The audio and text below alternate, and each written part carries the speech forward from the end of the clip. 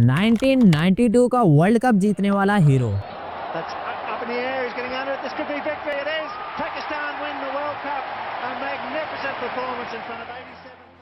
22 साल सियासत की जंग लड़ने वाला वॉरियर, एक प्राइम मिनिस्टर जो अपने मुल्क को बदलने निकला। मुल्तान आपका दिल से शुक्रिया अदा करता हूँ, बहुत बहुत शुक्रिया शानदार इस्तकबाल का। मगर आज वही अपनी जिंदगी की सबसे बड़ी जंग लड़ रहा है। ये कहानी है इमरान खान की, जो कभी हार नहीं मानता। लेकिन क्या इस बार सिस्टम ने उसको हरा दिया?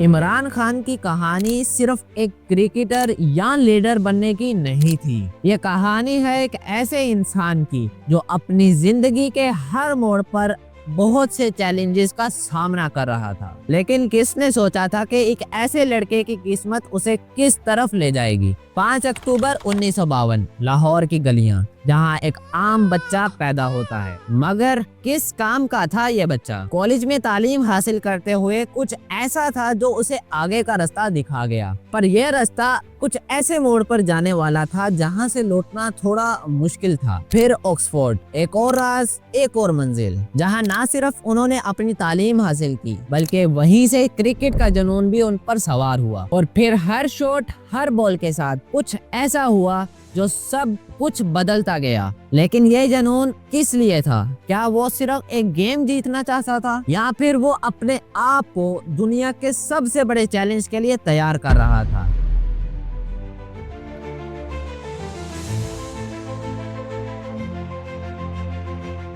जिंदगी का सबसे बड़ा राज ये था कि इमरान खान सिर्फ एक क्रिकेटर नहीं था, वो एक ऐसे लीडर का रूप था जो सिर्फ क्रिकेट की गेम जीतकर ही नहीं रुकना चाहता था। 1971 में उन्होंने अपने पहले टेस्ट मैच की शुरुआत की, लेकिन उस वक्त कोई नहीं जानता था कि ये शुरुआत एक दिन दुनिया भर की बहुत बड़ी कहानी बन जाएगी। क्रिकेट का जुनून एक सोची समझी स्ट्रेटेजी नहीं, बल्कि एक रॉ टैलेंट और पैशन था। और फिर 1982 में जब इमरान खान पहली बार पाकिस्तान क्रिकेट टीम का कैप्टन बना, तो उस वक्त तक उन्होंने अपनी शख्सियत को एक ऐसा रूप दे दिया जो समझना मुश्किल था। पर जो चीज उसे दूसरों से डिफरेंशिएट करती थी वो थी उसकी लीडरशिप। 1992 का वर्ल्ड कप था, वो रात, वो मैच जो पाकिस्तान की क्रिकेट की हिस्ट्री के लाखों लोगों के लिए एक ड्रीम कम ट्रू था। क्या आपको यकीन था कि एक दिन इमरान खान पाकिस्तान के लिए वर्ल्ड कप जीतने के बाद अपने तारीखी सफर को एक नए आसमान तक ले जाएगा?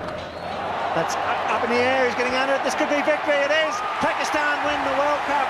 A magnificent performance in front of 87,000 people. Imran Khan has led his side to victory. What a great victory. Well, the Pakistani players in prayer on the ground. पर ये सब एक शुरुआत थी, उसका असली मिशन अब शुरू होना था।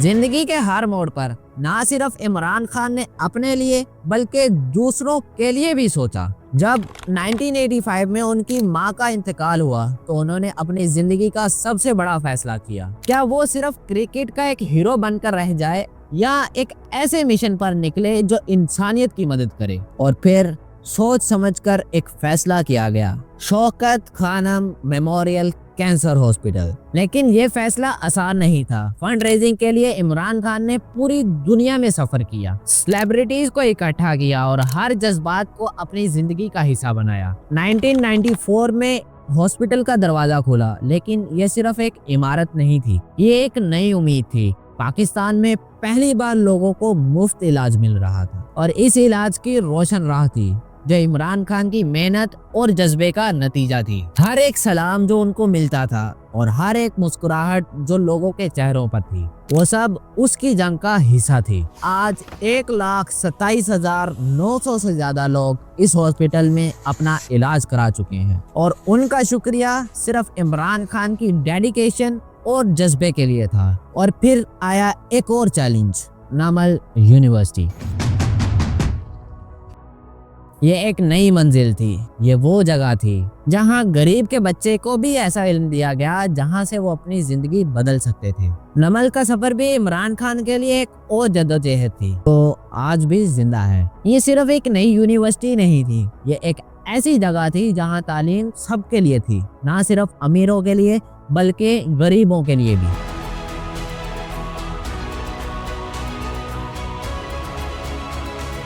1996 में जब इमरान खान ने पाकिस्तान तहरीक-ए-इंसाफ का आगाज किया, तब किसी ने भी ये नहीं सोचा था कि ये नई पार्टी एक दिन पाकिस्तान की तकदीर बदल देगी। और जहाँ तक ये बेगैरती है कि सजदे करते हैं कभी अमेरिका के सामने, कभी बैंकों के सामने, कभी बैरूनी मुल्कों के सामने, मैं आपको ये बताना चाहता हूँ कि तहरीक-ए-इंसाफ का नज़्म-उल-ऐन ये है कि या कना बोलो वही या नस्ताईन, यानी कि सिर्फ अल्लाह की इबादत करते हैं और उसी से मदद मांगते हैं, इंसानों के सामने नहीं हम झुकते। एक ऐसे वक्त में जब सियासत में बदलाव का किसी को कोई शौक ही नहीं था, उस वक्त इमरान खान ने अपनी आवाज उठाई और कहा, हम बदलाव चाहते हैं।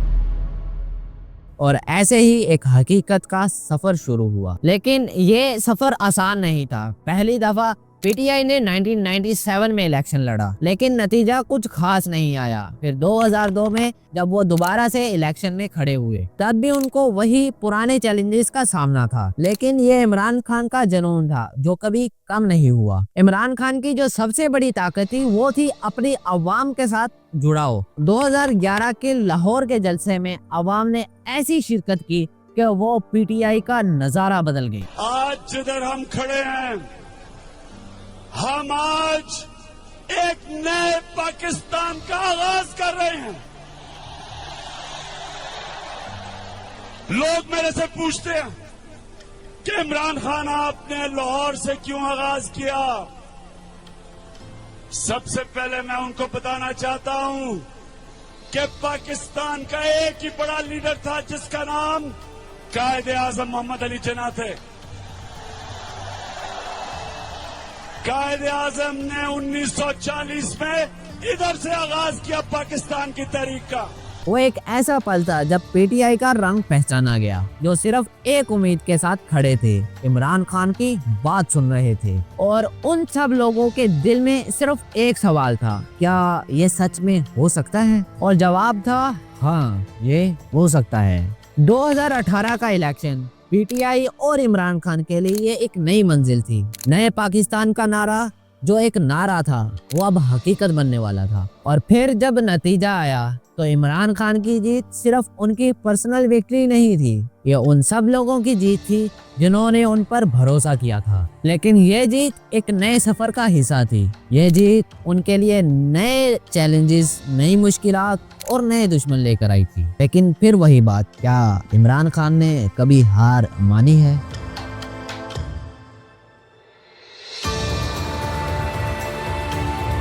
और अब था इमरान खान की पूरी जिंदगी का सबसे बड़ा चैलेंजिंग मोड 2018 में, जब वो पाकिस्तान के 22nd प्राइम मिनिस्टर बने। मैं आपके सामने, कौम के सामने आज ये कह रहा हूँ कि हम पाकिस्तान को ऐसे चलाएंगे जो कभी पाकिस्तान पहले नहीं चलाया।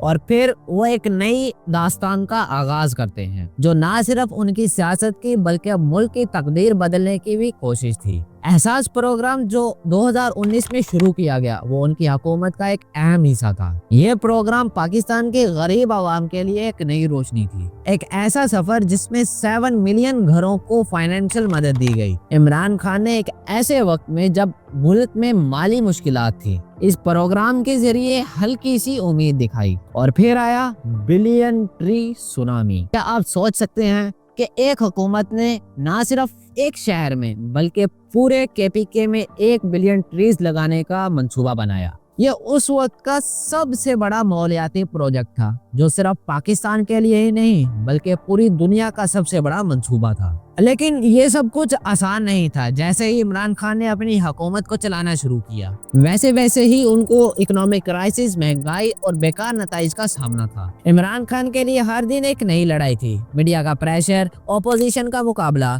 और उनके ऊपर गलत फहमियां भी। भारतीय मीडिया और अपोजिशन की तरफ से होने वाली तनकीद की वजह से उनके सोच पर भी असर पड़ रहा था। कभी कभी लगता था कि इमरान खान की हर बात को गोल कर दिया गया है, मगर इमरान खान कभी भी अपने सफर में अपनी मंजिल से पीछे नहीं हटे। आज भी उनके सपोर्टर्स उन्हें सिर्फ एक लीडर नहीं बल्कि उन्हें अपनी उम्मीद का झंडा समझते हैं। लेकिन वक्त का सफर कभी इतना आसान नहीं होता। इमरान खान का सफर दुनिया की बड़ी कहानियों में से एक कहानी बन चुका है और जब तक वो जिंदा हैं, ये कहानी, ये सफर और ये होप कभी रुकने वाला नहीं। Every dot is a new beginning. One dot, one word.